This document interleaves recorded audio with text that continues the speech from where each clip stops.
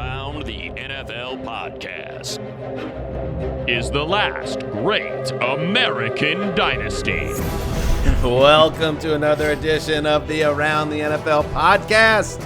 My name is Dan Hansis, coming to you from a virtual room filled with heroes Mark Sessler, Chris Wessling, Greg Rosenthal. Week 1. What's up, boys? Hey, Dan. Yeah, football, yeah. Flagship This program. used to be Greg's favorite day of the year, right? Well, yeah, I always said the best Sunday of football of the year because you got the most Sundays in front of you. And this year it does feel like a celebration to get here. Although I don't know if it's going to be the best Sunday of the year. I feel like the quality will probably get better as they get a little Nothing but a celebration. I would Yes. agree with that. Just Yeah, you know, wire to wire. as the ashes fall from the sky outside of my window. Celebration. Yes, wildfires still raging here in Southern California and California throughout the state. And this is, for me, the first time that I wasn't at the NFL office in 11 years.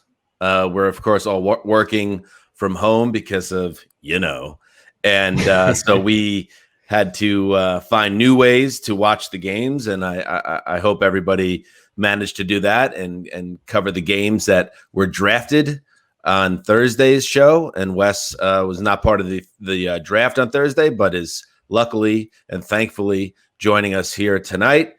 So we're going to go through every game that was played on Sunday, wrapping up with the Sunday night football game between the Cowboys and the Rams. And Greg, do you have any kind of broad takeaway from week 1? Not really. I mean, I kind of just gave it to you. That I do want to give these teams a little bit of a wide berth. I'm going to overreact anyways and have fun with what happened today. But I think more than ever, the first 2 to 3 weeks of the season feels like, let's warm up, let's get ready. And if you have teams you root for, let's hope you pocket some dubs because they'll still count the same at the end of the season, even if it's in these first easy early weeks. All right. So here we go. It's time to do it. Are you, Mark, you ready? I'm ready. You know what? Honestly, I love this Another setup. tough day for you and I and our favorite sports clubs. But I brushed that off pretty quick. I think I went in with appropriate expectations. We'll get into that. But I thought the working from home thing was pretty seamless. And so I'm lobbying to essentially never leave my home ever again. Wes, did you think in midway through second quarter today, it's different not feeling the negative energy around us with the Jets and the Browns getting drubbed by so much? It's such a tough life. That you never lead, entered my mind, but I get it. You never know what week 1's going to bring, and it can offer a surprise in so many different directions. But to have it be the same old kick in the pants like Charlie Brown, it's just I just feel for you guys because I know the feeling in baseball. Yeah, I feel like I've gotten some type of radiation poisoning being next to Mark all these years. So I do feel refreshed Sunday night. I don't know why. Maybe there's a reason why. All right, let's do it. Let's get into every game that was played on Sunday. And let us start with the most famous quarterback, perhaps, in the history of football, starting anew. It didn't go too well. Chris Godwin in motion again to the right. Brady takes a gun snap, quick throw near side. It's picked off. Janoris Jenkins, 15, 10, 3, 2, 1, touchdown. Janoris Jenkins, pick 6. That looked easy, Deuce. It looked easy. The ball was behind him. Oh, Deuce Callister rubbing some salt in the wound. Zach Strief also with the call. WWL. Janoris Jackrabbit Jenkins picked off Tom Brady and took it 36 yards to the house as the Saints coast to a 34-23 win over the Bucs at an empty Superdome. Neither offense was working at a high level on this one, Greg, but New Orleans seemed to be a step ahead at the start of the season. Yeah, it reminded me of a lot of Saints wins from last year where the score was a little misleading. It was a high-scoring game, but they won with defense, with special teams, with the other team, the Bucs in this case, kind of shooting themselves in the foot and making a lot of mistakes. It was not a great showcase, for quarterbacks after 40. They both looked older than 40. It wasn't great games, I wouldn't say, for either one of them. Brady made bigger mistakes. Brady also made a number of better throws, I would say, than Drew Brees did in this game. But it spells out to me, and it's early. I'm not going to judge too much, but I just think the Saints have so much more margin for error than the Bucs do in this division, because they can win games like this, because they can win 6 games with Teddy Bridgewater.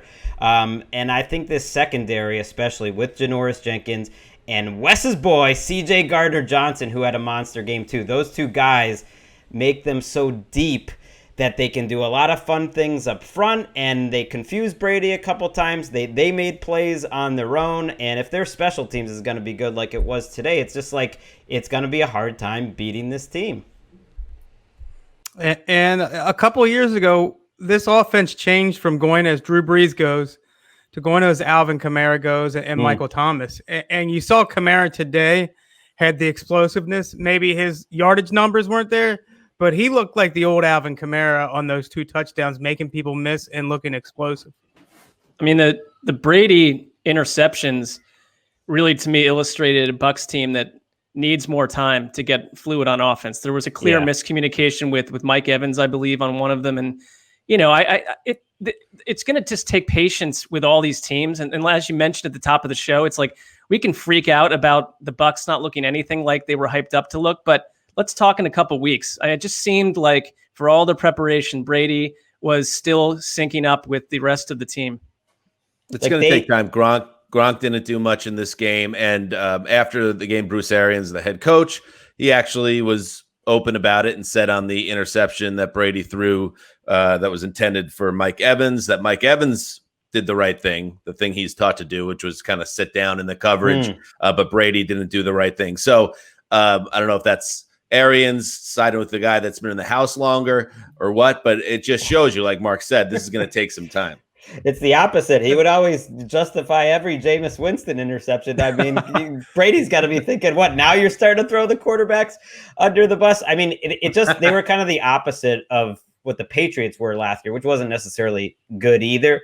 But they were just sloppy. They had so many penalties. And that is something Arians has got to work on. They led the league in penalties a year ago. And I guess if you're a Bucs fan and you do want to be a little concerned about this game, one spot is Donovan Smith, which is their left tackle, who struggled. Trey Hendrickson beat him clean a few times. That was a big problem. In general, the Saints pass rush looked pretty good.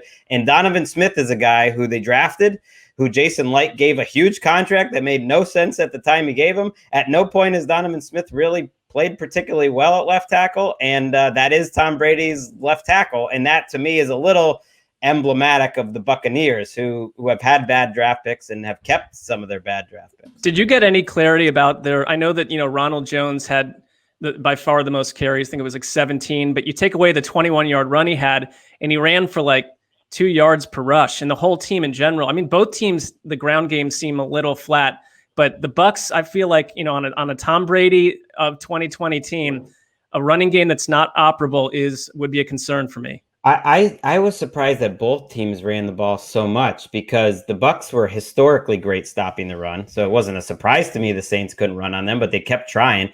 And the Bucs were one of the most pass-heavy teams in the first half of games, not even after Jameis blew it, but they were pass-happy early in games last year, and they really weren't, and it wasn't working, and the Saints are a really good rush defense. And I come back to maybe the coaches, Wes, like, who are usually so aggressive and so confident. The Saints especially, it strikes me when you're bringing in Taysom Hill on some really key third downs. And Breeze's numbers were ugly until late in this game, and he hit a big 46-yarder that ended up being the key play of the game, so credit to him for that. But they were like running and bringing in Hill for key third downs, and everything is so condensed, and the Bucs defense is so condensed. And I know that's something you think is going to be a problem for the Saints long term, and I think it's a fair concern. Who locked that one up? Ooh, that was Mark and I. And by the way, you people on Twitter honking about like that we weren't that bold for locking this one up. It was like a field goal game. The Bucs are a town team. Greg, I'm with you. I want to engage with people's takes, but that was a horrible take. And I just you go to the desert. It was completely right in the mirror world. So I completely ignored those comments. Sorry, Wes. I had set you up before all that. Yeah, I think that transition's been going on for a while now. I don't think this is new to this year. I think you're seeing Drew Brees' passing numbers, efficiency the last few years, propped up by the way Sean Payton uses him and it's to hide his arm. And I think you're seeing more and more of that where you're going to need Taysom Hill on more plays. To Breeze's credit, he did have that 40-yard pass that was a big play in this game, but I think the rest of the game you saw that his arm was an issue. The quietest game in years for Michael Thomas, who, of course, risked everything to break the Marvin Harrison receptions record a year ago. He saw just 5 targets today, his lowest since week 11 of 2018. And he also sustained some type of ankle injury late in the game. Mike Florio reported that Thomas was walking fine in the locker room after the win, but he hadn't let the trainers look at it. They were still trying to examine him, which is kind of a funny image of little trainers, like 5'7" trainers chasing around Michael Thomas. Please let us examine your ankle. So I'm assuming that will happen at some point, but something to keep an eye on there. All right, so Tom Brady's new adventure starts with a loss. Let's keep rolling through and talk about another legendary quarterback. 2nd and 10, snap, A-Rod going deep down the right sideline. MVS has it to the end zone for the touchdown. Oh, what a play. He took it away from Cameron Dantzler. Marquez Valdez-Scantling, 45-yard touchdown reception. Wayne Larrivee, WTMJ with the call. My own Aaron Rodgers went off against a young and not ready for primetime or daytime Vikings defense, throwing 4 touchdown passes. And Devontae Adams tied a franchise record with 14 catches in the Packers' 43-34 win over the Vikings at US Bank Stadium. The Vikings defense, it was a mess. They gave up 522 yards, their worst outing since giving up 556 yards to the Rams in their high-flying stage in 2018. And they were just, the secondary was picked on by Rodgers. And Wes, I can't wait to see where Aaron Rodgers falls on the Chris Wessling QB index this week, because you had him higher than most people would have in that exercise going into week 1. And what he did today, an absolute clinic. And yes, I have a sandwich prop about him being an all-pro this year, and who knows? It's just one game. But my God, did he look like Aaron Rodgers. And you'll watch in that game, he could have had even more yardage. That could have been gaudier if not for a drop by MVS that negated about a 60-yard gain. And Alan Lazard stumbled toward the end zone when he should have been a walk-in score. So this could have even been more grisly for the Vikings defense and more glorious for Rodgers, but that's not really the point. The point is, not only did Rodgers look great, his incompletions are almost always just throwaways, smart plays. It was almost functionally a perfect game. And if you're a Packers fan, my goodness, are you excited right now? I think even as we've watched this more slump-prone Aaron Rodgers over the last few years, where the whole football community tries to figure out what's wrong with him, and now going into this year, everybody had soured on him quite a bit. The Packers soured on him. Sure. But at no point do I remember anybody ever saying physically he looks like he's in decline. Like, nobody ever said he can't get this pass done anymore. He can't escape trouble in the pocket anymore. I don't think it's ever been a physical thing. I think it's been falling into bad habits. And a lot of that comes from not trusting his receivers. If he can trust MVS this year, I think that's pretty big. I am always ready to just, like, with one game, go right back into the tank for Rodgers and just believe it's all possible. Because it makes sense. Like, the good games he has are as good as anyone. And he had a couple last year, but you're right, there were a lot of slumps. But it's also because I've seen Tom Brady have what I thought was his best 2-year run of his entire career at 39-40. And I don't know if Rodgers can stay as fit, but I know he's got it upstairs like Brady. And so it does make you think that Brady, who I thought had a couple more down years, maybe in his mid-30s, cranked it back up in his late 30s, like that it's at least possible with the right play caller. And this is an amazing start to drop over 500 yards in week 1 against a defense that should have some idea what you're doing is pretty amazing. Yeah, I was going to say these two teams know each other so well, and there's a lot of similar characters there from the past. And, you know, we talked all, off season long about a Vikings secondary with a completely new cast of cornerbacks. And yeah, last year's weren't great, so it's not like you've lost the Legion of Boom. of the Midwest. But everyone's like, oh, Mike Zimmer will coach them up; they'll be fine. But this has to be extremely concerning. And I'd also ask, like, on the offensive side for Minnesota. I mean, I'm seeing like the numbers here, and I just outside of Adam Thielen, not a lot of juice. Was it just that they got down early and the whole thing fell apart? It was absurd. The defense couldn't get off the field. So by the time the first half ended, Kirk Cousins had thrown 5 passes. And in fact, the defense was on the field for almost 23 minutes in the first half. And then the only reason this game is even remotely close in the final score is because a bunch of like prodigious garbage time production from Cousins to Adam Thielen. I mean, this was an embarrassing loss for the Vikings. They're lucky nobody was in that building, because as humble and as sweet as Midwesterners are, they would have been getting booed because they did not show up on any level. In fact, Danielle Hunter being out was something that we all said, oh, that could be an issue. It was way worse than anyone could imagine. Minnesota, this is according to ESPN, Minnesota pressured Rodgers on just 7 of 44 dropbacks, including 18 straight without registering a pressure. And then remember us all doing backflips about how brilliant Rick Spielman was for getting Yannick Ngakoue. Hey, he could still be an all-pro this year for all we know, but he didn't have a single pressure in this game. So he's obviously, and he's a little banged up too. So like they were not getting a push up front. Nobody could cover in the back end. And they're frankly lucky this game wasn't 50-10.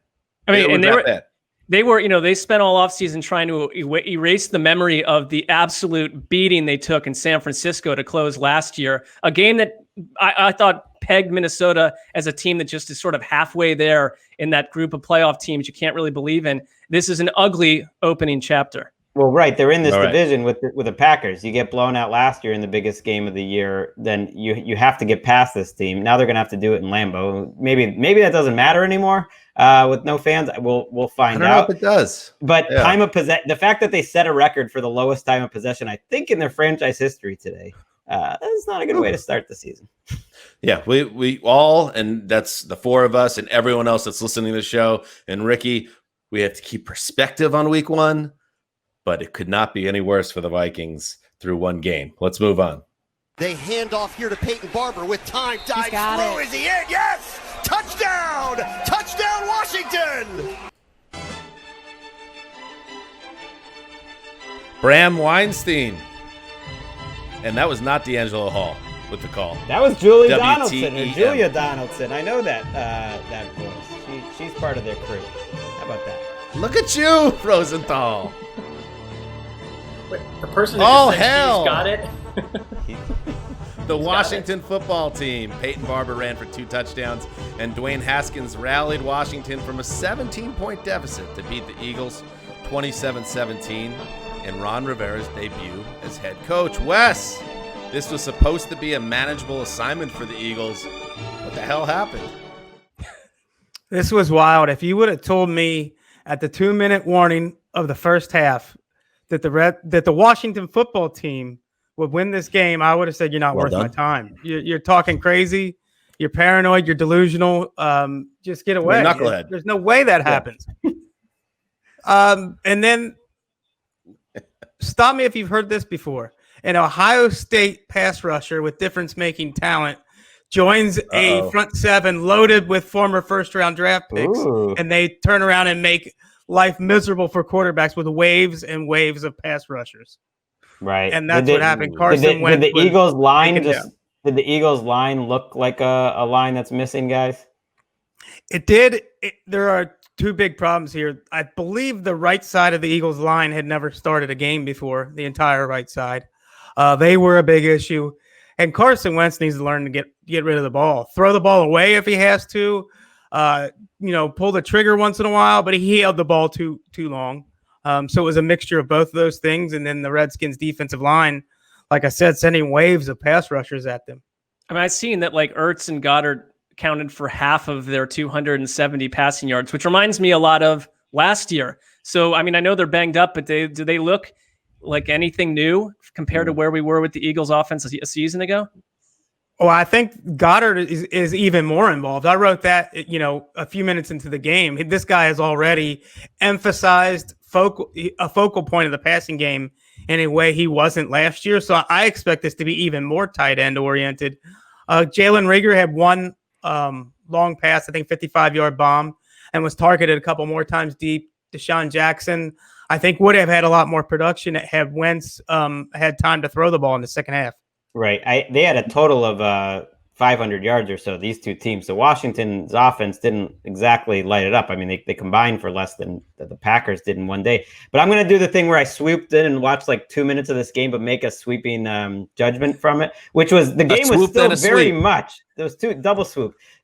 The game was very much in the Eagles' hands, or at least they were in the game late when Wentz had Jackson on a timing play deep down the field and overthrew him, and Deshaun Jackson was not pleased about that. And then on 4th and 3, they decide to go for it, and Ertz just drops a pass. So that's Carson Wentz, Deshaun Jackson, and Ertz not making plays at the end, and those are kind of your core guys. Well, at the point you picked that up, they had probably gone 2.5 quarters without a single positive thing happening on offense. And I think they had stopped believing that a single positive thing could happen on offense. Yikes. He was sacked 8 times, Carson Wentz. And so that's not sustainable. I know he was able to stay on the field for the entire regular season last year before that concussion against the Seahawks, but you are not going to keep him on the field if you can't protect him. What did you see from Haskins, Wes? He did just enough, and I mean literally just enough. I believe his first 2 touchdowns came directly after Wentz's first 2 interceptions. And to his credit, he got the good field position and led them down to scores. But he looked a little sluggish to me, a little more slow moving than he did last year. But he got credit for giving a pretty good halftime speech when Ron Rivera physically couldn't do it. Haskins took over. And the Redskins dominated the second half. Wes, I thought of you when Ron Rivera has talked this week about literally going through treatments for his illness right now. And the idea that you've got to perform the duties of a head coach, the week-long preparation, but then being on the sideline during what must be one of the most pressure-packed experiences you can have, man. That's a concerning element for that team. Just physically standing there all day. I mean, that's got to wear him out. I get that. So, you guys know, halfway through today, I had to go lay down and give my back a rest. It just wears you down. So, I'm impressed that he's even out there in the first place. Right. That he was getting an IV shot to give him energy to stand up on the sideline for the second half. It's remarkable. I know it's been a rough 6 months for this organization to come out with week 1 with a division win. It's gotta feel pretty sweet. And conversely, if you're the Eagles, and no Miles Sanders, but man, guys like Rosenthal have been pumping this team up forever. The Eagles, they think highly of themselves, and then you go out and you go up 17-0 against Washington, and then you lose. That can't happen. That's a really bad way to start your season. Mm-hmm. Talk to you, Greg. I mean, it's not my team. I mean, they have to start feeling like their snake bit. I think they were missing 7 starters. I mean, there were starters we didn't even mention. Lane Johnson, we didn't know was going to be out necessarily. Derek Barnett, Javon Hargrave, and you mentioned Sanders, and we know about the offensive linemen. It's a rough way to start, and then you also just play terribly to blow a lead like that. You still can't blow a lead like that, no matter how many guys are out. All right, let's talk about your actual favorite team, Greg. Newton fakes to him, rolls to the right. Cam's going to run it to the 10, outside to the 5. Newton to the pylon. Touchdown, Patriots! His second in his New England debut. That's a man right there, boy. Woo! I figured they just threw Zolak in the Boston Harbor once Tom Brady left. What use do you have at that point? But I guess he's still employed. That's called Bob murder, Sochi, by the way. But... Scott, they've done it before. Scott Zolak with the call for WBZ. Check under the Mass Pike. Cam Newton rushed 15 times for 75 yards and 2 scores. Threw for 155 more, leading the Patriots to a 21-11 win over the Dolphins in the first game of the post-Tom Brady era in New England. Greg, I wondered on Thursday's preview show how much this version of Newton would be running in a Josh McDaniels offense. I guess the answer is a bunch. Yeah, that is the offense. I don't know if that'll be the entire offense each week, but I think it's kind of going to be the base part of it. I mean, I think they want to be the Ravens. They looked like they wanted to be the Raven. Not that Newton's dynamic in the same way, making long runs and breaking tackles, but that his running threat and the read option and the option plays are going to be kind of the centerpiece of their offense. And maybe that was partly because it was week 1 and Belichick talked after the game that he thought conditioning was a huge factor, and you could see the Dolphins defense getting more tired and more tired. You could see the Patriots defense getting a little tired at the end of this game too. But 3 drives after halftime, they were just dominant. I mean, they had 18 minutes in those 3 drives. They had at least 6 first downs in each of those drives. If N'Keal Harry hadn't fumbled the ball out of the end zone at the goal line, they would have scored touchdowns on all 3 of those drives. And they basically did the Sessler plan. They just ran the clock out. I mean, they were done with this thing by like 3:40, and they were back in the locker room. I mean, this was a Mark Sessler dream game right here. I started getting all these tweets about you're gonna love this game on Game Pass, and then I found out why. I saw some cut-ups too, and I kind of trust the Patriots in week 1 as much as anyone just to be prepared. And like they were throwing out some freaky looks and like heavy sets with like 9 guys up on the line and like, you know, and that's how some of this worked. And the Dolphins just looked a little faceless. And then you get this game where, you know, everyone's saying year 2 in a row for Ryan Fitzpatrick. He goes out and throws 3 picks. I mean, you have no shot.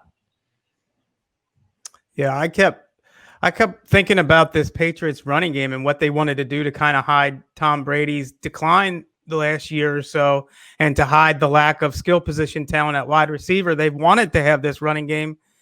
And I almost want to give them credit for having the guts to get rid of Tom Brady and bringing Cam Newton as if it was some grand plan. No. I don't think it was the grand plan to bring in Cam Newton, but what better guy to do it if that's what you wanted to do? Right. Well, that's the thing. They're adapting and they're playing to the strengths of the guys that are there. They lucked out huge that no one signed Cam. And I think, you know, teams without quarterbacks are going to be regretting that because he looked like Cam Newton, and you can build a team around him. We'll see if he stays healthy, but it is great. I mean, he threw the ball 19 times and he ran the ball 15 times. I mean, is that sustainable? We'll see, but I think they're playing to their strengths and they know what they are, which is their running game. I think they had 5 runners had 5 or more carries. They have this undrafted kid, JJ Taylor, who looked really good, who was a factor. And then their secondary is really good. Fitzpatrick had no one open the whole game. He did throw costly picks, but they were just saying he cannot find anyone open, which isn't a surprise. Devontae Parker got hurt midway through, and this is a really good secondary. And it doesn't surprise me that the Dolphins can't find guys open against them. Was there any Tua sightings? No Tua. I thought we'd see a little Tua, as little as the Dolphins offense was doing early in this game, but no, he was never warming up, nothing. I was just going to say, the Patriots don't have to worry about Cam Newton's health long term because they have nothing invested in him. Right. They can allow him to take a beating. No, they're going to try to win these games, and they're going to see, and they're going to hope some young guys, you know, step up. Chase Winovich had a good game. They're using this guy, Jawan Williams, who was a second-round pick to cover tight ends this year.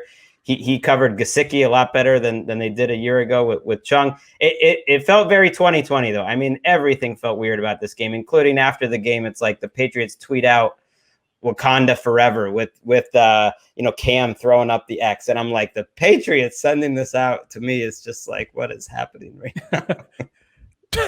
Well, what about, I thought you were going to talk about the skirmish at midfield after the game when that was messy. The Dolphins player appeared to attempt to rip off the chain of Cam Newton. So it got a little spicy after the game. Yeah, Cam got into not it. so bland this year. No, he had to be, carried away by his teammates, and then his coaches were stopping him. Apparently, yes, someone tried to move the chain. Someone tried to do a Aqib Talib like chain snatch on him. Was he preening, Greg? Was he preening, as Wes would say? He was doing all the Cam things. He had a huge being a smile. preening schmo. He was loving it. And as Romo pointed out, like a few times he did some advanced things where he changed the play and it worked, and a few times he didn't at all, and they had these terrible plays. But man, he was celebrating just like Cam always does. He had that big touchdown run where he took a big hit, and I mean, like, you could see the huge smile on his face as he's diving for the pylon. I mean, that's just who he is. Good. I hope he can sustain that level of abuse every week, because that seems like a lot of workload for an old man. 31-year-old man. Not that old. It's like He's actually 31. In like a 47-year-old body, but he's 31 biologically. I think it's fair to question whether this is a sustainable championship model, but I'm just looking for fun. Give me. Wes is right, by the way. That's in the mix. All Cam is. Cam is a bridge. Cam's not the new Tom Brady. The new Tom Brady is going to come down the line when they leverage a first-round pick that's high and they go and they get the next hope. But for now, Cam is the guy, and it's going to be a little bit of like the quarterback version of DeMarco Murray his last year in Dallas. I would just say that sometimes it's beautiful to drive over a nice bridge, get a new view. I mean, a bridge is not always a bad thing. This will be a bridge to nowhere, but it's still nice. I mean, Dan Files like pessimistic Patriots comment 806. Give me 10 or 11 wins, a division title with a lot of fun on the way. Forget about it. That's not nowhere. That's living.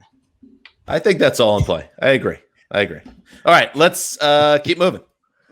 At the 38-yard line. Let's see if he does, in fact, go forward. Russell, 4th down and 5. He is 4-man rush. So quiet. Russ looks. He's going to lay it up over the top. He's got a man down there. It's Metcalf. He's got it. Touchdown. Seahawks on 4th down and 5. Russ takes the snap, stands back there like a patient man and waits. And 14 gets open for 6.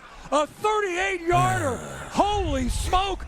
You guys are covering DK Metcalf with one man. Forget about it. He beats him. Shout out to Steve Reibel there from KIRO, because I did have a moment just now where I was completely deflated by the state of the world and everything that's been taken from us, including people being at these games to celebrate and be humans together. But that call was so filled with joy and realness, and it came from such a sincere place, and I'm back. Nice. Just want to let you guys know that I was gone for 9 seconds, and now I'm back. Bible. Let Russ cook, showing what he can do when given the chance to cook. Russell Wilson threw 4 touchdown passes, leading the Seahawks to a 38-25 win over the Falcons in Atlanta. Mark, do you think Brian Schottenheimer's finally seen the light? Has a new kind of Seahawks attack arrived? Well, we've got a small sample size to draw a conclusion from. They ran the ball 20 times. I think that he has seen the light, and I think that there's probably internal pressure as well to turn Russell Wilson on from the start after the kind of money they're paying him, and he totally responded. It was a completely pristine effort by Russell Wilson, and the idea that he would be a step down from the MVP performance we saw last year. Not right now. I mean, I think that this is a very effective offense. If I told you that the Falcons, that Matt Ryan would throw for 450 yards, multiple touchdowns with 9 completions to 3 different receivers, I would think the Falcons would be in control of this game at some point. It just simply wasn't the case. They weren't terrible by any stretch of the imagination, but Seattle to me moved away from the feed Chris Carson and fill in the blank other running back 37 times and have Russell Wilson do special things for the last 6.5 minutes of the game where you're forced to suddenly get frisky down the field. I mean, they attacked from the start, and I think if you're a Seahawks fan that's waited for this, you're going to get more of it. I think the Falcons are just going to get incrementally worse on defense for every year I'm alive. Well, they're off to a good start. Dan Quinn will just stay there. Yeah, and Dan Quinn will have post-game press conferences where he said today, he's like, we're pissed. And it's almost like he's trying to convince everyone they're pissed. And I'm sure he's pissed. He's a defensive coach who's, his team's not playing well, but it's almost like he knows that everyone thinks it's a Groundhog Day. He's been feeling the Groundhog Day to these slow starts his season's always has, but he doesn't have any great solution for it. Well, and I'd say you're losing. Who on that defense is supposed to turn it around? Who there do you think is going to be the guy who's going to turn it around? I thought Fowler was a nice signing, but I mean, he's not going to do it by himself. I must note that Jamal Adams fits very well into Seattle's defense. He was all over the place. That's okay. You can say that, Mark. No, because I think that was a wait and see. I wanted to know how he'd fit, but Bobby Wagner, who this is not breaking news, was sensational. And Jamal Adams just right away provided pressure. He caused chaos in the pocket. He was all over the place, just the way that you'd expect him to be. And I think it took a little bit of the, concern over how much they spent on him if you're going to get this player week after week. I think it's I know it's week 1, but I really do. If this approach, and in the first half, the Seahawks threw it 18 times and they ran it 5. And so that's a great indication because it's the first half. It's obviously close that they come out so pass happy. If this really means that they are going to be more pass happy this year, look, watch out. I think that's a huge unlocking of their potential. Our friend Billy Barnwell kind of pointed this out with Andy Reid going for it on 4th down in his own end last year. Like, Andy Reid's always one of the most conservative guys on 4th down, and he had some luck with it in the Super Bowl last year. And then now he's starting to go for 4th down. It's like, watch out for the Chiefs if they're suddenly actually taking advantage of the 4th down like the Ravens used to, or the Ravens. And watch out for the Seahawks. If they're a pass-first team and they're letting Russ cook to the fullest of his abilities, man, they're dangerous.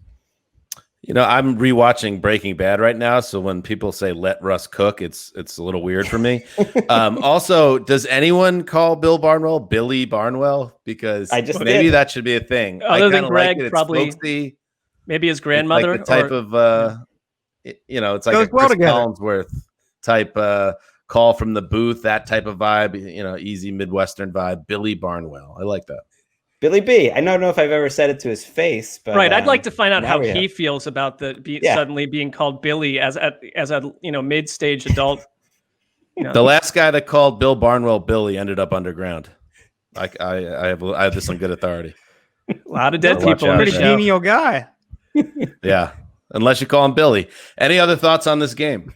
I thought that Todd Gurley, for all the Todd Gurley essentially put him out on a boat into the ocean talk. I'm one of the people saying that. You mean like a funeral pyre? Kind of, like just arrows on it, float him out over the Viking waves. Funeral. Yeah, one of those deals, But it's like, guys, don't shoot fire arrows at my boat. I'm alive. He gone. He ran. My expectations are just very low, and it's like, where are we going to be 2 months with Gurley and his knees and stuff? But he ran pretty well today. And other players on the team thought that he looked like the old Todd Gurley. I don't know if he looked exactly like the old Todd Gurley. That wasn't like That's the most be hard to pull off. That wasn't a huge sell by you there, Mark. So you're basically saying he didn't come out. No, he didn't come out of the tunnel in a wheelchair. So no, I'm not, because I'm not trying to people are going to go watch this game and be like, Sessler thought Gurley looked awesome. That's not what I'm saying. It's just that the variance of what we could have gotten from Todd Gurley could have been a lot worse. He looked. Sessler starts every take playing defense against possible tweets. Well, you ever try being me on this podcast? You gotta start on defense. All right, let's keep moving. Under center is Minshew. Robinson, the running back. Play fake. Minshew looks. Fires. Corner of the end zone. Wide open. Keelan Cole's going to walk into the end zone. Whoa. Touchdown, Jacksonville. And the Jags have taken the lead with 5:56 to play in the ball game. Frank Frangie with the call. WOKV. Tank for Trevor? Not so fast. Gardner Minshew threw 3 touchdown passes, including a 22-yarder to Keelan Cole in the 4th quarter. The Jags open the season by beating the Colts. Rosenthal's Colts, 27-20. Rosie has the Colts in the Super Bowl, winning it all. Couldn't beat the Jags in week 1. Stop hitting out because the Jets lost and the Patriots won. Wes, you were sky high on the Colts as well entering week 1. What went wrong here? They were squandering sons of building blocks. They squandered the whole game. Squandered early, squandered late, and squandered the lead away. They doubled the total yardage of the Jaguars. They didn't punt a single time in this game, but they gave it away. 2 Phillip Rivers interceptions. Nyheim Hines stuffed inside the 5-yard line on 4th down. Rodrigo Blankenship, the rookie field goal kicker, missed a kick. Jack Doyle had a crackback block that interrupted a drive late in the game. A lot of mistakes, and I was wondering, if I'm a Colts fan, how do I feel about this game? You lose to a team you should beat. That's no good. You lose Marlon Mack probably for the year with an Achilles. On the other hand, Nyheim Hines, you look at him and you couldn't ask for a quarterback more suited to bring out Nyheim Hines' skill set. Jonathan Taylor undeniably looks electric with the ball in his hands. And even though you don't have Marlon Mack, Jonathan Taylor is a big play threat. You can already see that. He's incredibly talented. Phillip Rivers throws 2 interceptions on balls maybe that don't get intercepted early in his career when he's got more muscle on the ball. He's always going to give his receivers a chance to make plays in 50-50 situations. And he got burned a couple of times today on that. And he got burned because it looked like the Colts' plan was to attack Jaguars rookie first-rounder C.J. Henderson, who was the player of the game.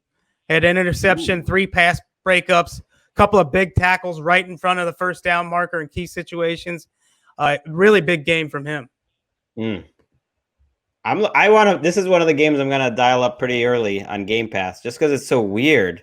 I mean, Minshew had 1 incompletion. As you mentioned, I mean, the Jaguars only had, less than 300 yards in this game, 241 yards in this game, and they found a way to win it. And then of all the young players, you mentioned Paris Campbell. I don't think he said his name too.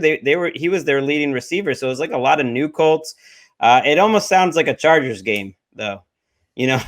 No, it looked like Rivers had been in that offense for 10 years. He was doing things that he caught the Jaguars defense off guard a few times. He had tricks up his sleeve. Like you said, he had total confidence in Paris Campbell, was throwing him the ball a lot in key situations. I was really impressed with Phillip Rivers. To me, if I'm a Colts fan, I think, okay, he made a couple of mistakes and he's not quite what he used to be arm strength wise, but he's got total command of this offense and he's got enough talent here that to get 450 yards, it almost feels like you should do that every week. Wes, I'd ask, if you're a concerned Colts fan and you, in your mind, if these two teams played each other the next 9 weeks, what would Indy's record be? And also, I'm looking at the Minshew day and I love it, but is there an element of fool's gold there, or does it only strengthen what you were a Minshew guy? Does it strengthen what you feel about Minshew? Well, I would say the Colts would go 8-2 in that 10-game sample size. They thoroughly outplayed the Jaguars today. The Jaguars capitalized, and that's where I give Minshew credit. He didn't ever go beyond himself. Jay Gruden called a really good game. It was pretty conservative, but he played he called it to the scoreboard, and Minshew played to the scoreboard when they didn't take any chances when the games were close, and he kept them in it. And Minshew, short passes inaccurate, and James Robinson, the undrafted rookie, first undrafted rookie to start at running back in the NFL on opening day in 30 years. Looked pretty good. Wow. So they do have some semblance of a running game and a ball control attack. You're not gonna look at this and think like Phil Simms Super Bowl good. He's 19-20 because of situation and good decision making. Well, listen, Phillip Rivers was famous for these losses in Chargers land too. Let's be famous. These games where it's like narrow losses to a team that you shouldn't lose to with a couple turnovers involved. And listen, Wes watched the game. I still have to watch it. But how many times did we read about these games that involved Rivers in San Diego or LA?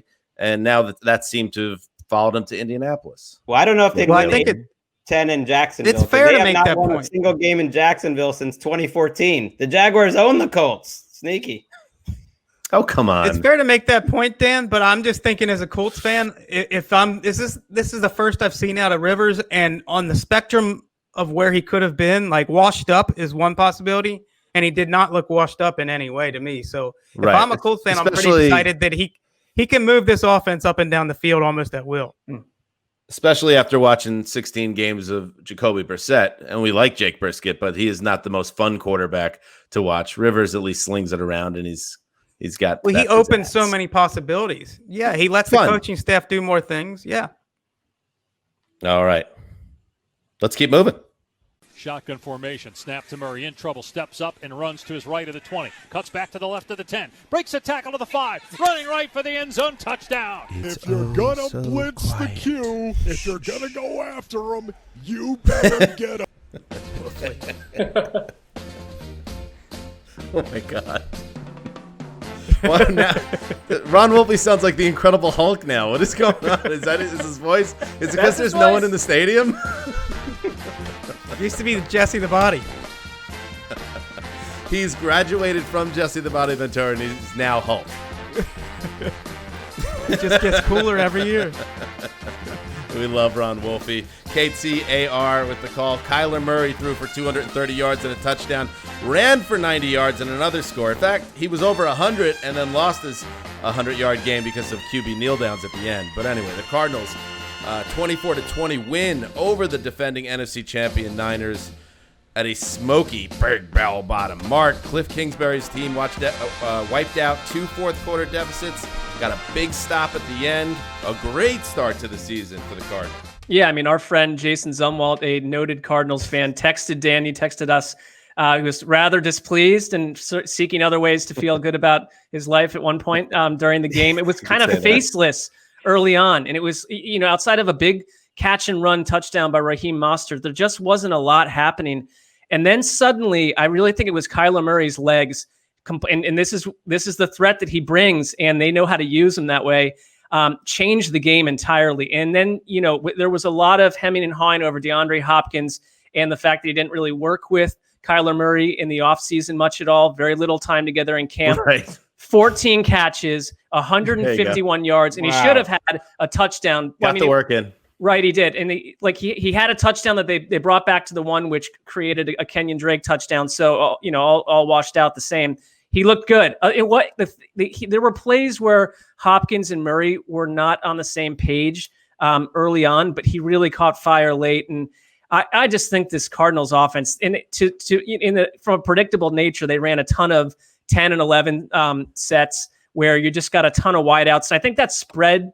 That kind of, spreads out the defense, and it spread out the Niners defense and probably made them a little bit uncomfortable. The bigger issue for the Niners, there was a scary looking injury to George Kittle, and he said basically, Jimmy G threw a pass high. Kittle leapt up into the air and got taken down on his knee, and basically came back in the game and never was really the same. And it kind of just showed you that I think he'll be all right, but that when he's not in there, you really don't have a whole lot right now behind Mostert. I mean, you've got really one or two guys that can contribute. And Jimmy G had a chance to go down and win this with a touchdown at the end. And the Cardinals have a few pieces on defense. This one guy, second-year corner Byron Murphy, made a great breakup on a pass that also Jimmy G threw to Trent Taylor and threw behind him a little bit on a key 4th and 5. Arizona's 16. I mean, the game came down to that. These guys are always playing each other close. Jimmy G made a few bad throws in this game. I mean, he threw 10 throws to his wide receivers. We've been talking about these wide receivers and figuring, okay, Shanahan can scheme it up, and I'm sure he will, but only 10 throws to your wide receivers for only a total of 41 yards. It showed. And it's Kendrick Bourne and Trent Taylor. It's like, well, then Kittle has to be dominating, and your defense has to be dominating. And just off the stat sheet, to me, it's shocking. They had 3 QB hits, Mark, 40 throws for Kyler Murray. I know they throw it quick with Arizona, but it's like that's not the 49ers defense we're used to seeing. No, it just didn't look like it didn't carry over for the Niners on either side of the ball. I think a healthy version of the team will be fine, but I just would say you come away feeling exciting if you're a Cardinals fan, because the stuff that you were anticipating and hoping showed up by the end of the game. Feels like a little bit of reductive thinking going into the season too, because we knew that these wide receiver issues were real for the Niners, and there just seemed to be a vibe like, well, George Kittle's amazing, so they'll just funnel him and he'll get 700 targets. Yeah, but guess what? The other team on the other side of the field knows what's coming, and that's a tough situation for Kittle. And you mentioned the Kittle lower body issue. That's scary. It does make me think a little bit with him, because he's known as a tremendous blocker in addition to being a great playmaker. That was Gronk. That was peak Gronk, and his body got beat up after a while repeatedly because he was physical in all ways. I hope that's not George Kittle's future, but he was banged up throughout last year, and it sounds like it's happening again now. Yeah, I think that's a fair comparison for playing style, both relentless after the catch, and that's where a lot of injuries happen too. But I don't think you're going to change the way George Kittle plays, so you just have to live with him being an injury risk. These division wins are big early. That's the thing. I know these games, we're not taking as much as you normally would, but it's still going to be the same division win, that the fact that they got it done. Who knows? Maybe there'll be a crowd in Arizona by the time they can actually play there again. Kingsbury loves it. If you can be out rushing Kyle Shanahan, these two offenses are so different, but they both want to run. And Kyler Murray running for that much meant they ran for 180 yards. That is a recipe to win in Arizona. Hey, Wes, you ready to head to the corner of Main Street and Lincoln Avenue in the west side of Cincinnati? Oh, yeah. Main Street and Lincoln, huh? Just took a guess. Took a shot at it. No, I was going to say, Lincoln doesn't sound right. Not that part of town. It's like all right, right near my house. From the right hash. From the right hash. Pete Rose way. And it's no good. He pushed it wide right. The Chargers are going to win on a missed field goal by Randy Bullock. Oh, Randy. Randy Bullock missed a 31-yard field goal try with 2 seconds to play, spoiling Joe Burrow's NFL debut and allowing the Chargers to escape with a 16-13 win at Paul Brown Stadium. That, of course, by the way, was our buddy Matt Money Smith, the voice of God for the Around the NFL podcast. Joe Burrow's debut. Listen, it wasn't RG3 back in 2012. It wasn't this like incredible game that we'll never forget. But he showed things. He had a great touchdown scramble, 23 yards on it wasn't even scramble. I think it was design draw. And then he led the team down the field. He was up and down throughout the 4 quarters. But then when he needed to get them into field goal position or scoring position, he recovered from a bad interception. Melvin Ingram picked him off on a shovel pass. He's leading him down the field. He spots A.J. Green in the front corner of the end zone, hits him for the apparent game-winning touchdown. Flag comes out, offensive pass interference on A.J. Green. It was the right call. It wasn't maybe wasn't a no-brainer, but I understand why the flag was thrown. So they bring out Randy, and he pushes it right and immediately comes down with some type of lower body injury himself. I don't know. Sometimes you wonder with kickers. This is a little bit convenient. The calf went out. Just missed a 31-yarder. You're not going to be welcome in the kicker club with that kind of derision. Yeah. Well, no, Randy's been trying to get in the kicker club for many years. This is not going to help him. Anyway, so the Chargers get the win. Good for them. They lost a lot of games like this last year, so it's good to see them get this win. The Tyrod Taylor era. I wish Tyrod Taylor was just like, what's the thing from Star Wars, Mark? Han Solo gets frozen in carbonite. Yeah, carbon freeze. Is that the reference? Okay. So I wish Tyrod Taylor was frozen in carbonite, the perfect Hard Knocks quarterback, because once the guy starts playing, he just kind of puts me to sleep. And this offense wasn't doing much, but the Chargers get the win, and the Bengals gonna bangle, and bungle they did. I saw that kick Burrow. Go ahead, Wes. I'll mention that. That kick never even came close. No. Started out 20 feet right. I mean, that calf muscle, I don't want it to be, but that thing better be off the bone to be missing a 31-yarder. He had missed a kick in 24 kicks, I think. What a way to have your rookie quarterback looks like he's going to bring you back for the win. You lose the touchdown, at least you have the tie, and then your kicker stoinks it. Oh, no, and it gets worse. We had a lock of the week, and it was who? Chris Wetzling? Remotely? Me and Ricky. Me and Wes. Oh. It was. So, Wes, you were it's a little like painful. And Louise. Tell me the truth, Wes. It had to be a little painful. I mean, I felt the pain here just because, I don't know. I wanted Joe Burrow to have an exciting start here. But if you're picking them as a lock, the Bengals, something's a little different. Exactly. Oh, no. That was interesting to me. It was like a gauntlet. Who can you pick? Like every team you want to pick, it's like, oh no, they're probably not going to pass the mirror test. I got to go check Greg's test. So I wanted the Steelers, but then I didn't feel right, so I was like, I got to take someone here. And it felt fun to pick Burrow. I don't think I was really competitive spirit wise. It didn't really kill me to lose a lock in the first game. Yeah, it was. It's going to be a tough watch for the Bengals fan deep within Chris Wetzling, because Burrow, the touchdown run was fun, and the final drive showed some moxie, but he also overthrew John Ross for a touchdown. He overthrew A.J. Green for Ross a touchdown. Should have caught that. Ross should catch a lot more balls than he does. Okay. Let's just get. Well, he definitely overthrew A.J. Green.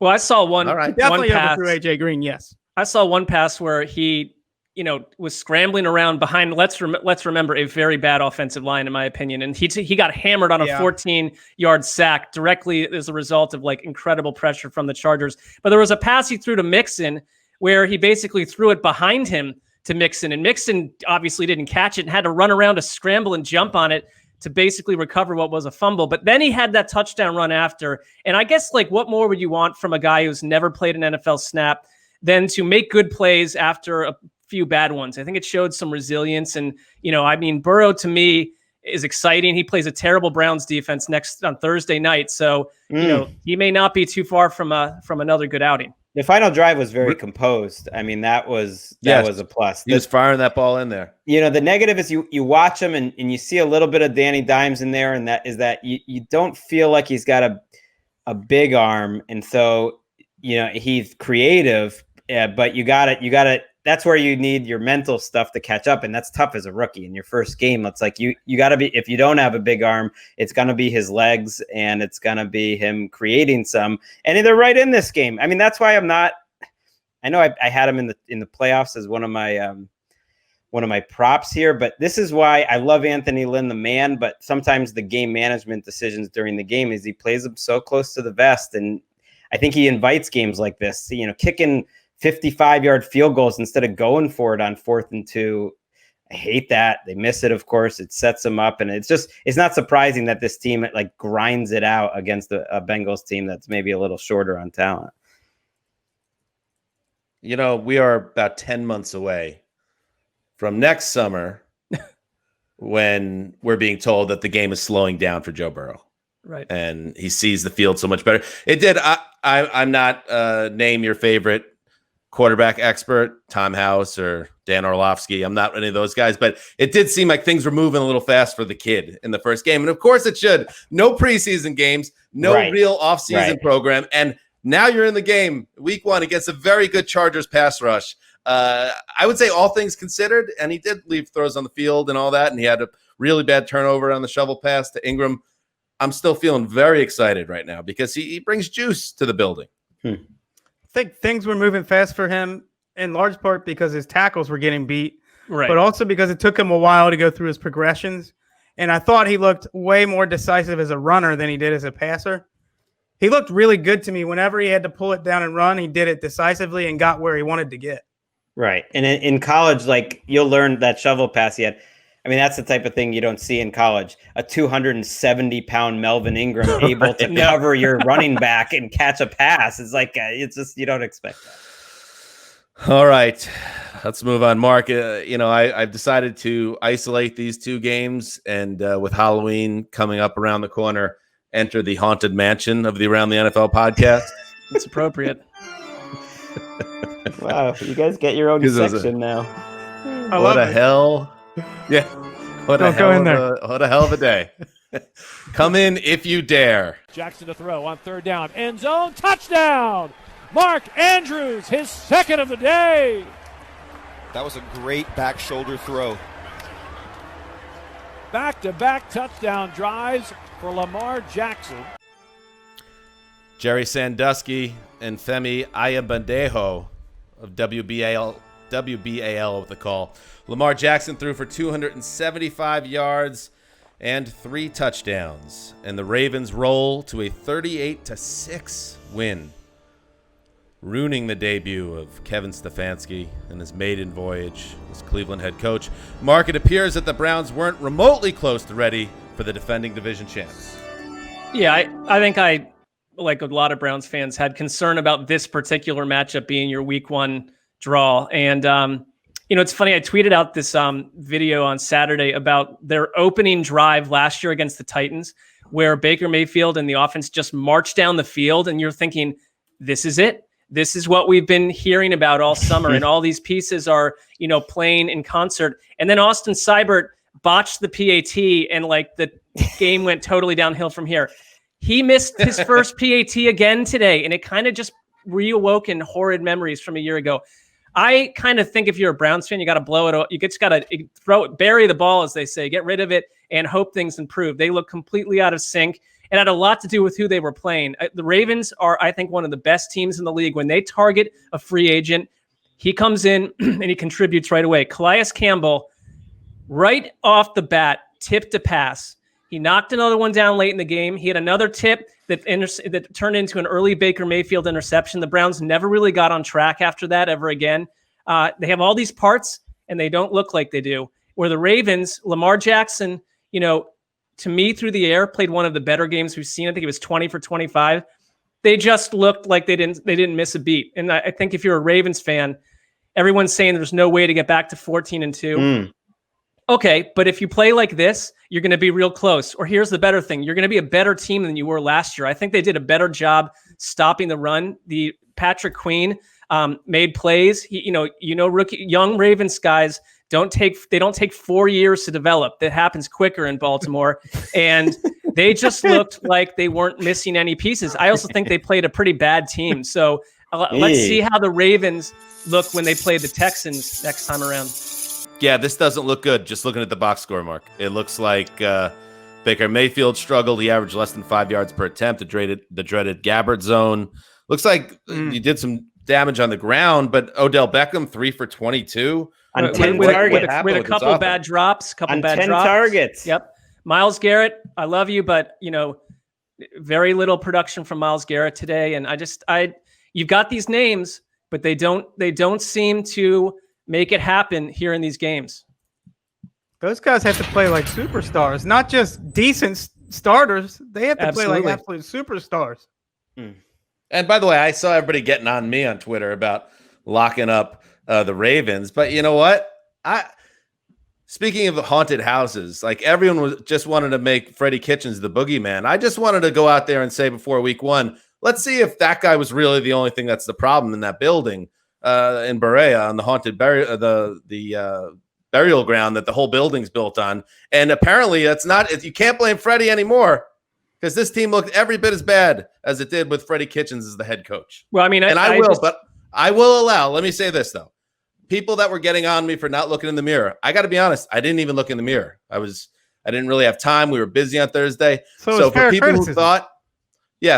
who thought that maybe it's unfair to be locking up the Ravens in that situation, I will make it up to everyone that's a listener by locking up a team that really doesn't need to be locked up in week 2. That's what I do. That's what the old Zeuser does. I'm even in the scales if you really thought that I was at a line. But I'm taking this lock because there were a lot of people that thought the Browns were going to be better and they were this post-hype sleeper. Yeah, me too. Well, so far, I still do. So good. I'm not going to give up on them because they got drubbed by the Ravens, and I'll probably be proven wrong. But this is about as ugly as it gets. You managed to stop the Ravens on the ground. I mean, that was the thing. That's the thing that stands out to me just looking at it. This was the worst game that the Ravens have had rushing the ball, I think, since Lamar Jackson took over as quarterback. Definitely worse than any game they had in all of 2019. So actually, it didn't quite, even though the score looks familiar. Well, just the way that they got there is different. I would just say that you don't come away thinking deep concerns over Baltimore's ground game. I think that just the way the game played out a little bit, like Mark Andrews was on fire, Lamar Jackson was making great throws, and Cleveland's got a banged up secondary, and they were victimized for it. It's probably taking what defenses are going to give them, which this year, I mean, look, they were trying to stop the Ravens last year, the running game, but I think defenses will sell out even more, and Lamar has shown he can take advantage. Yeah. Browns are playing again in 4 days. Mark, you excited? It's too soon. I don't can I be honest? I just you're working through a lot of stuff on these Sundays. The days of me pouting in the corner, it's over. You just got to move on. Wake me up when they are entertain. Just be entertaining. And they weren't. It's a bad football. And it's because you played a team that's been entertaining for 20 years and understands what being in the NFL means. I just say your football team wants to stand up and kick you in the butt. Stand in line, buddy. Wait around the corner for everything else kicking us in the butt. Right, exactly. It mattered a lot less this time around. It's a good way to look at it. All right. Mark, you're not the only fan getting kicked in the butt. So too were Jets fans. Allen fires a quick one, caught by John Brown. Lowe makes the catch at the 10, at the 5, cruises into the end zone. Touchdown, Buffalo. John Brown, a 17-yard touchdown catch from Josh Allen. Steve, that was too easy, man. Come on. John Murphy rubbing salt in the wound up in WGR in Western New York. Josh Allen threw for more than 300 yards for the first time in his career and tallied 3 scores through the air and on the ground in a 27-17 win over the Jets in Orchard Park. Allen also lost 2 fumbles in Jets territory. He missed John Brown on a gimme touchdown toss, but overall did his job.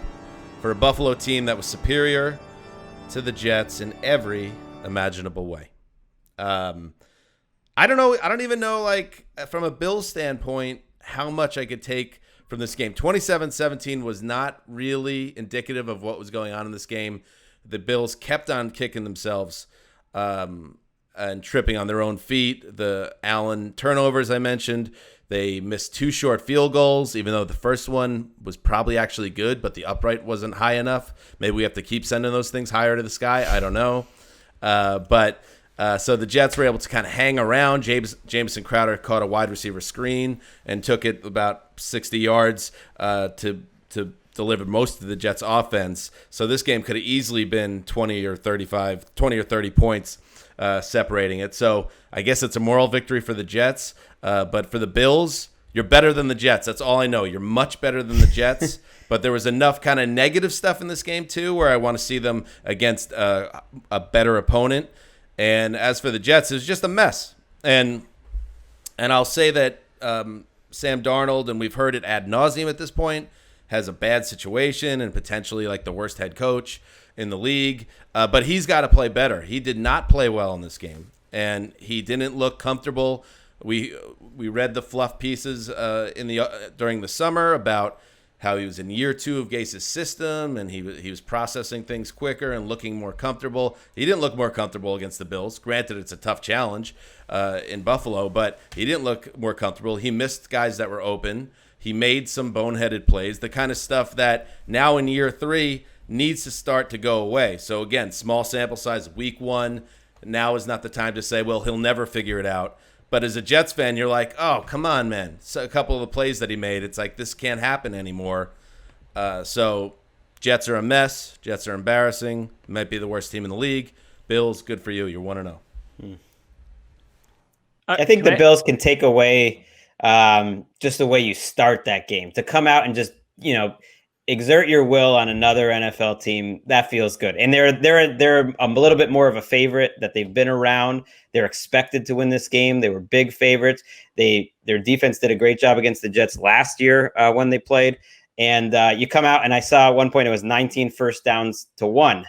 And it's just like, okay, maybe you let your foot off the gas a little bit, but that's all you can hope to accomplish, I think, in week 1. And you're right, move on then to a tougher opponent in week 2. I mean, Dan, can I ask you about, there's been all this hubbub about, the Le'Veon Bell, Frank Gore. I'm looking at them both with 6 carries. Le'Veon Bell, 6 carries for 14 yards. And I'm just, Injured. That's injured. I wasn't tracking that one. Le'Veon Bell, who came into camp in the best shape of his life, goes out wide, splits out wide right, and pops his hamstring. And then Adam Gase and the coaching staff leave him in the game. And it sounds like he further injured the hamstring when he came back in. And Adam Gase, it's actually kind of ironic because over the summer, you'll remember Le'Veon Bell blasting Gase on social media for saying that he had a hamstring injury that he said didn't exist. Well, now the controversy this week will be that he actually did have a hamstring injury, but the coaches didn't recognize it. So that's a fun little bit of subplot for the beat writers to sink their teeth into. So we'll see how long he's out, if he misses next week. But who knows? At this point, it doesn't matter. I mean, Le'Veon Bell is probably a progress stopper where the Jets are. I'd like to see LaMichael Pirine, who's their 3rd-round pick, get into action. But he, too, is injured with an ankle. So hopefully he'll get back in the game. But there isn't much to be excited about. The only real good news that came out of this, and the only thing for the Jets, a summer storyline that actually made it from the summer to the game, was Marcus May, the safety, that the 2nd-round pick the same year that what's his name? I forgot his name. Jamal Adams. Jamal Adams was in the same draft as the 1st-round pick. He took Adams's role and had 5 tackles, 2 sacks, 2 pass breakups, and a fumble. So that's good. Everything else bad. All right. Let's get the hell out of this place. It's haunted as hell. It keeps getting darker. It's very 2020, but we started this show and light out, and it was slowly coming into the dark. I had to get up and turn on the lights at one point. Yeah, I want to say there's nowhere to go but up, but I don't know if I believe that. So let's see. Snap back, Trubisky to wind up, throw down the right side for Miller. Over the shoulder catch. Touchdown. Makes the gap. Touchdown. Touchdown Bears. Almost like Thanksgiving Day near the 2-yard line. An over-the-shoulder throw and a beauty by Mitchell Trubisky. Anthony Miller about to get mobbed in the end zone. Did you hear the? It's almost like stunned amazement by Tom Thayer there. He caught it. And Jeff Joniak, WBBM with the call. Mitchell Trubisky. Yeah, you heard that right. Mitch threw a perfect 27-yard go-ahead touchdown pass to Anthony Miller with 1:54 to play.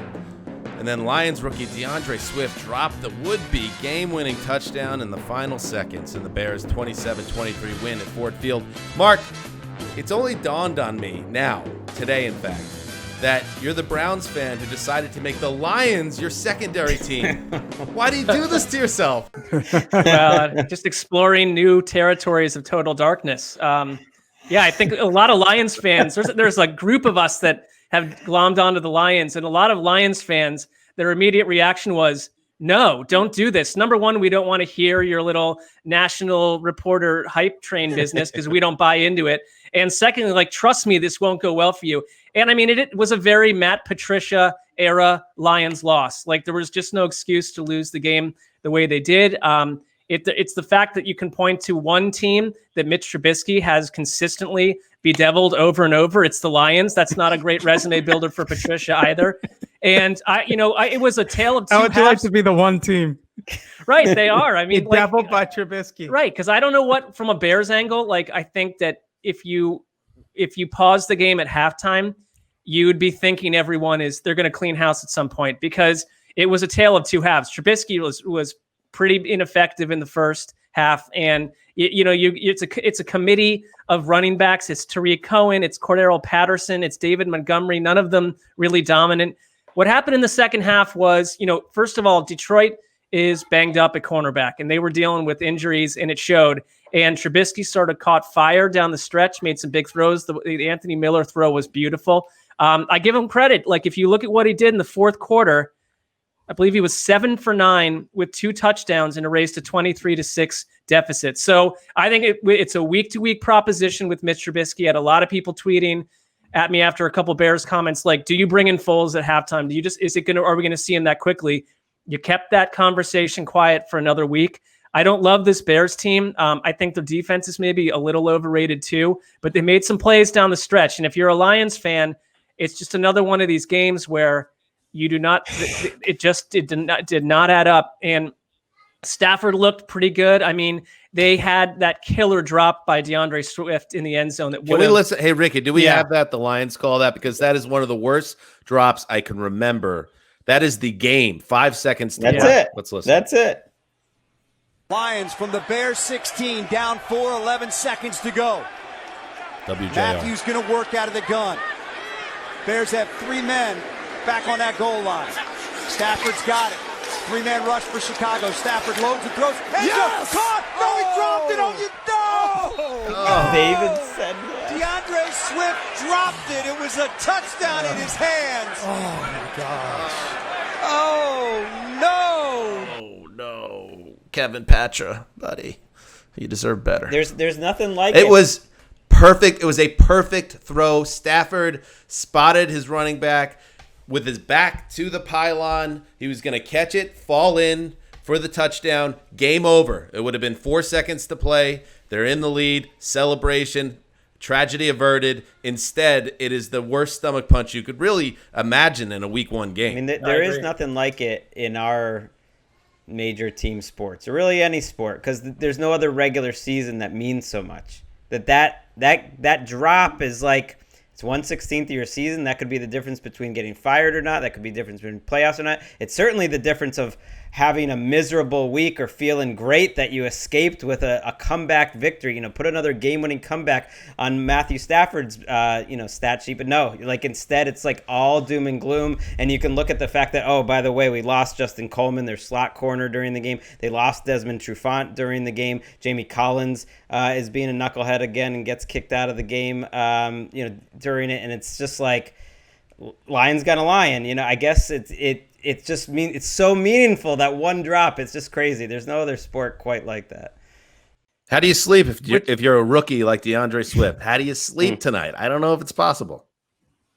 You have to wipe Which this one away. of these teams has a better chance to be relevant, like on Thanksgiving? I think the Lions. Well, they play on Thanksgiving, but yeah, the Lions. so like, especially on Thanksgiving Day. I still think the Lions, like, I don't know, maybe I'm just a blind idiot at this point, but I just feel like they have something, but it's Didn't concerning. Have Galladay today too. Well, here's the problem, because DeAndre Swift has been hurt for weeks, like, and you can't trust Kerryon Johnson. It was Adrian Peterson had like 93 yards and ran pretty well. And it's like, suddenly you're the team featuring Adrian Peterson at running back, which is not a bad thing, but it was not their plan.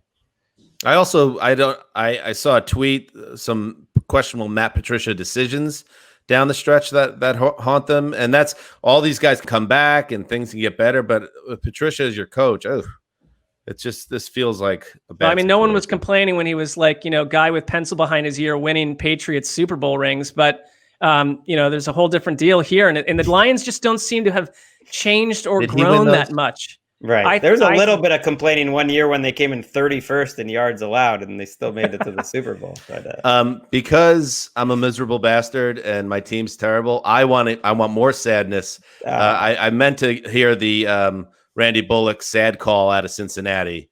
Let's hear that too, Ricky. Wow, masochist.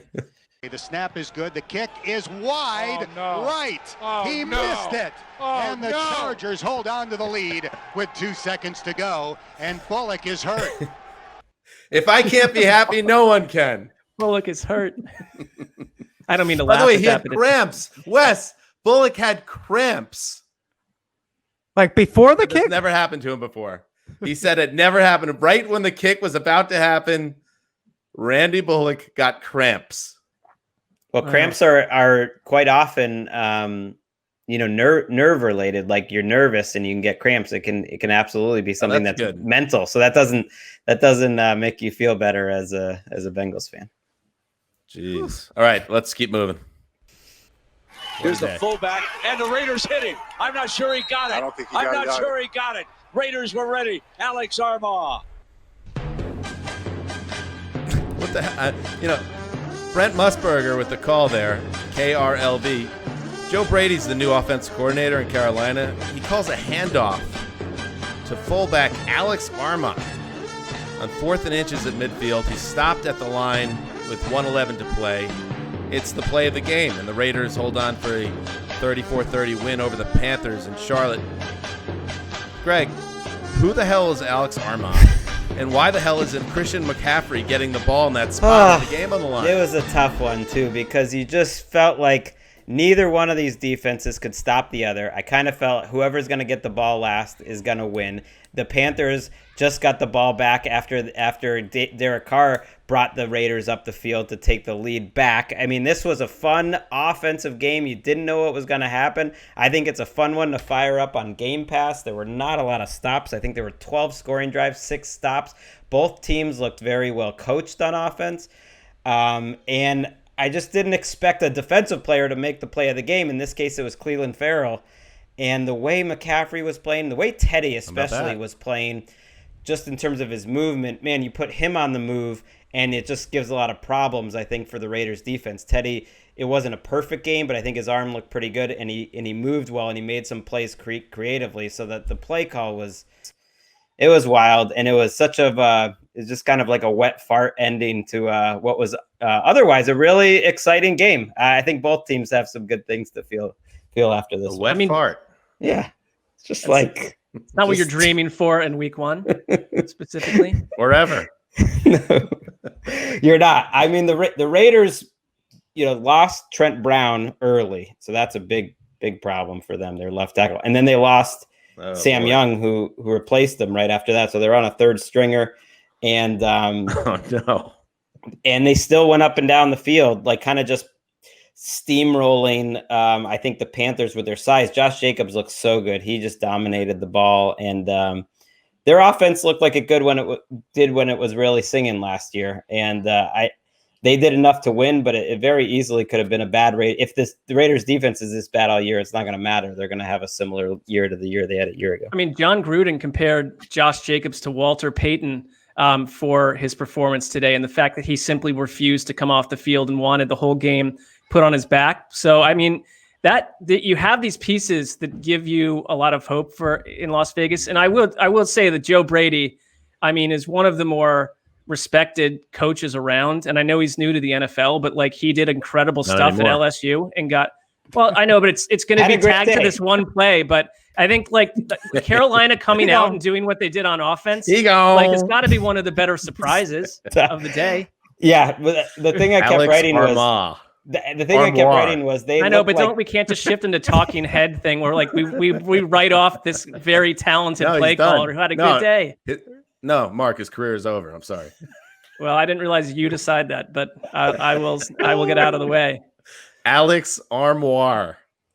By the way, Alex Armoire probably would beat you in half of one instant in like an arm wrestling match, and your arm would come off with it. Well, he's definitely strong. He's a fullback. You just don't want him. How do we get on arm wrestling? You're right. Hey, Mark, to your point, to give your boy Matt Rule and his boy Joe Brady some love. That was my takeaway throughout the game was, wow, this team looks like it's been together for a while. It's not like, hey, we need a while to warm up. They looked like a very professional offense. They exposed some bad secondary play for the Raiders, but everything looked like it was on time. They used Moore and Samuel and Robbie Anderson. Like it looked like a frisky, fun offense. Like we kind of hoped it would. Don't give up on Teddy there, Wes.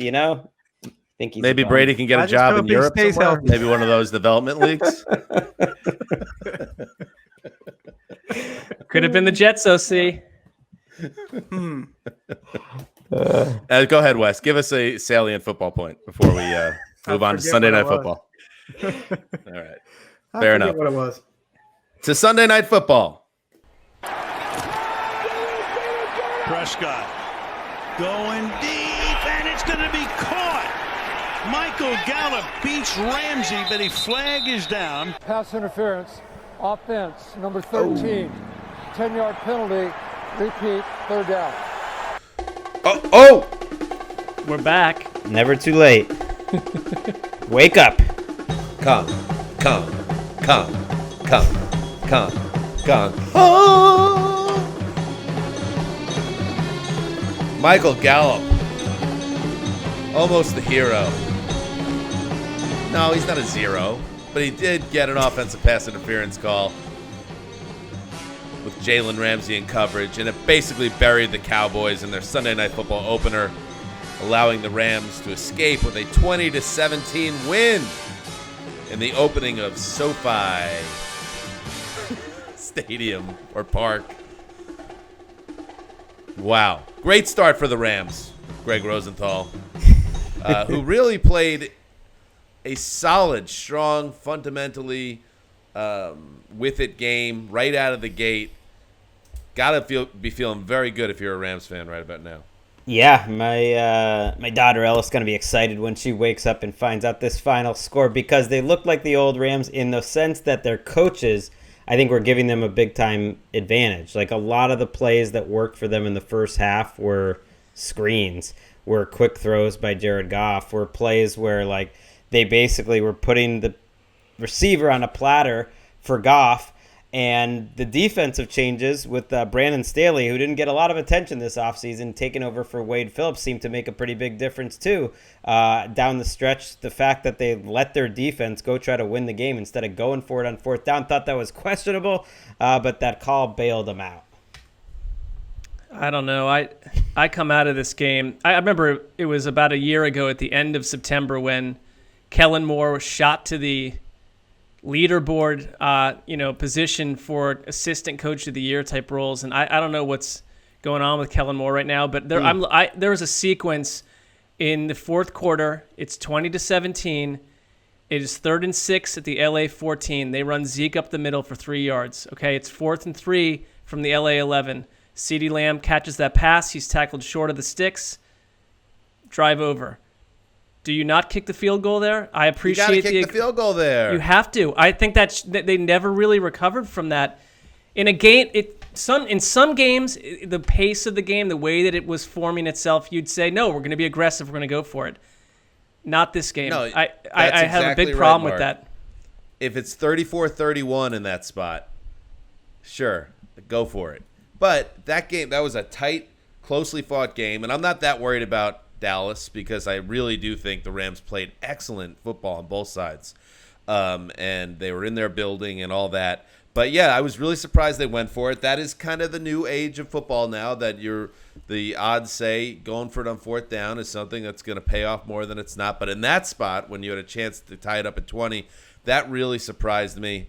And it was just really a tough night for the Dallas offense. They had 3 points on 6 drives in the second half, and that comes – I think we kind of predicted this back on the preview show, like just wait and watch after all this breathless hype about the Cowboys offense that they go and lay an egg. I think I said 13 points. They score 17. That's not good enough. I liked the way Zeke Elliott ran the ball. I still think they have awesome weapons. Jalen Ramsey and the Rams defense played excellent, and I think they'll recover, but this is kind of a bitter way to start the season. And Greg, to the point that you've made a lot, it's like, here we go again with the Cowboys. All the hype and then another wet fart.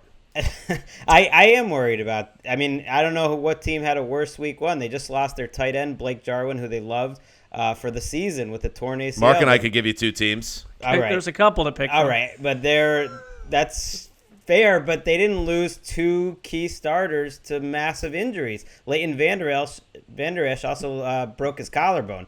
So there's a lot of stuff where you talk about, okay, it's only week one. Well, that's not just only week one. I don't know when Leighton Vander Esch now is going on a few years where he has these neck injuries. Collarbone's a little different. We don't know how long that's going to be. Jarwin is a huge loss, and you're only as good sometimes as your worst starter.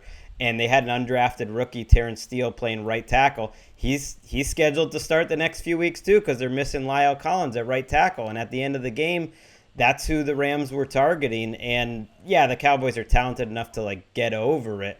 But when you're coming in with all these things to be excited about, that is a pretty big letdown of a week one. And those injuries are something you can't really get back. I mean, I think Dallas lost to a playoff team. So I don't want to hit the panic button there, but it's just disappointing. And I will say one positive. I think Alden Smith, who I was looking back, I wrote an ATN tape study, ATN film room. I don't even remember this being a series in 2012, talking about how that he just looked like this next version of like Charles Haley or something, and he's barely played for the past half decade, and he comes in tonight. And I thought there were a couple moments where you thought, this feels like, I know it's going to go to Alex Smith, but Alden Smith looks like a comeback player of the year type guy to me in his own right. Yeah, he was great.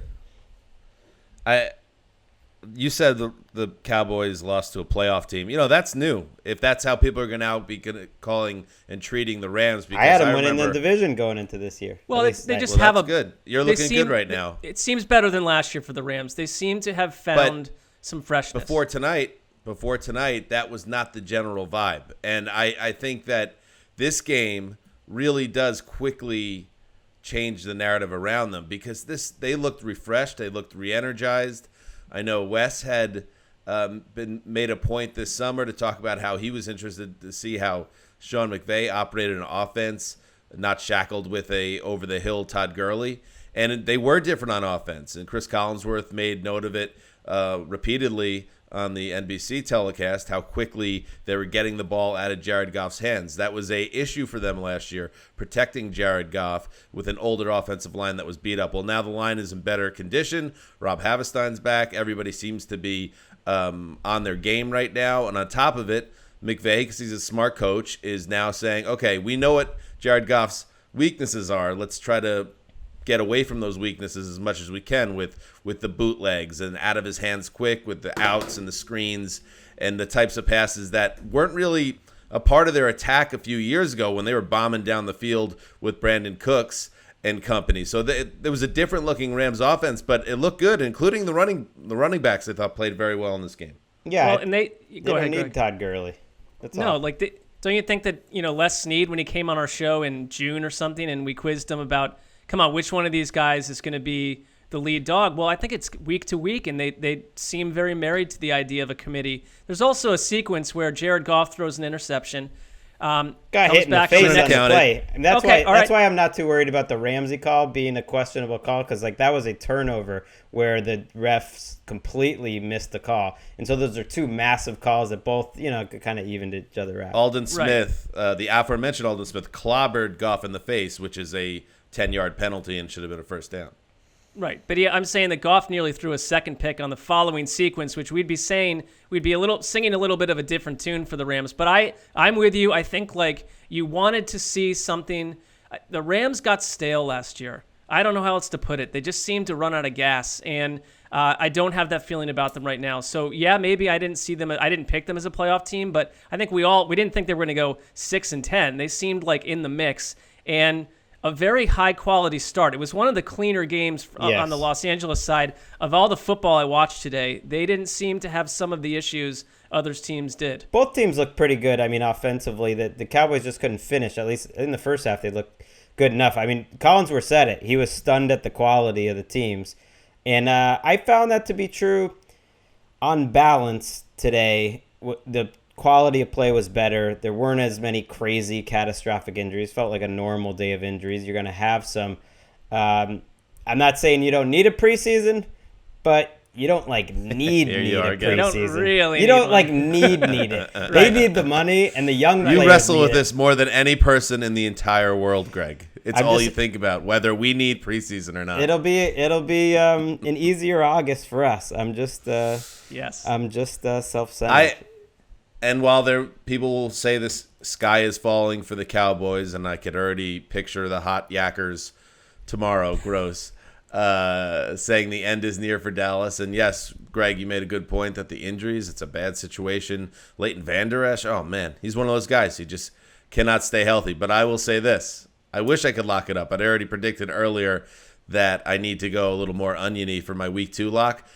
Atlanta Falcons have something nasty come their way when they come to Dallas in week 2. I just put it on the board. That's 35 points plus for the Cowboys. I think you're right. I still feel they're going to be okay. You're probably right. It is ironic, though, that they wanted to get rid of Jason Garrett. I wanted to get rid of Jason Garrett. And you replace him with McCarthy, who did the whole, PR campaign, as Mark likes to point out, how he's into the analytics now. And the fourth down, go for it, is what got them a little bit here. I don't blame it, though. I don't blame them, though, either. I think they knew they were going for it. It was a 2-play sequence. And I think you also, while you can question him going for it, put it somewhat on the players. There's 5 or 6 guys in the box. You're Zeke Elliott, and you're the Cowboys, and you're their offensive line. You get 3 yards on a draw that was probably not a bad play call, and then you throw it 2 yards when you need 3. So I don't know. Just the players didn't do their jobs either. Yeah, but this I know this podcast very well, and Mike McCarthy was in a no-win situation. If the offense is great, Kellen Moore gets the credit. If the offense stinks, Mike McCarthy gets the blame. That's how this show works. Well, I would say this though. I give Mike McCarthy in general. I would have been ready to jump all over him. He handed the offense over to Kellen Moore when everyone expected him not to do anything close to that, maybe not even retain Kellen Moore. So I'm not here to kill McCarthy. I just thought that sequence just, to me, felt diabolical. You got to get out of there tying the game. Come on. I'm with you on that. All right. That is the end of the first of many flagship programs for the Around the NFL podcast in the 2020 season. Week 1 Sunday is in the books. A reminder that you could check out this show if you want on YouTube, where Ricky Hollywood is going to do her thing and put that online. And we will be back with our next podcast episode on Tuesday, where we will recap the 2 Monday Night Football games and then do a little look back at Week 1 and look ahead to Week 2. The wheel goes round and round. We're spinning. All right. This is Dan Hansis signing off for the mailman, who, by the way, he went to bed. He was tired. Deserves to. Yeah. The old boss, the Sizzler, and Ricky Hollywood from West Hollywood. Till Tuesday.